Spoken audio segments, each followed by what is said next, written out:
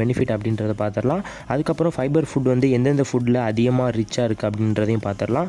ஓட்ஸில் பார்த்தோன்னா நமக்கு 140 கலோரிஸ் இருக்குது. இதில் பார்த்தோன்னா நமக்கு 4 கிராம்ஸ் ஆஃப் ஃபைபர் இருக்குது. ஸோ அதனால் இந்த ஓட்ஸ் மீல் வந்து உடற்பயிற்சி செஞ்சு முடிச்சதுக்கப்புறம் நீங்கள் வந்து தாராளமாக எடுக்கலாம். ஸோ பெர் 1/2 கப்பில் பார்த்தோன்னா நமக்கு 4 கிராம்ஸ் ஆஃப் ஃபைபர் இருக்குது.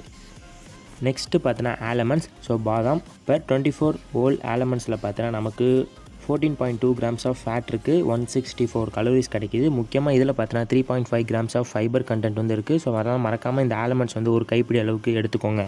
அடுத்தது பார்த்தோன்னா அவகேடோஸ். ஸோ அவகேடோஸில் பார்த்தோன்னா வந்து 6.7 கிராம்ஸ் ஆஃப் ஃபைபர் இருக்குது. ஸோ இதில் ஃபைபர் கண்டென்ட் அதிகம். ஸோ அதனால் மறக்காமல் இந்த அவகேடோஸ் வந்து எடுத்துக்கோங்க. இதில் வந்து நமக்கு 160 கலோரிஸும் கிடைக்கிது.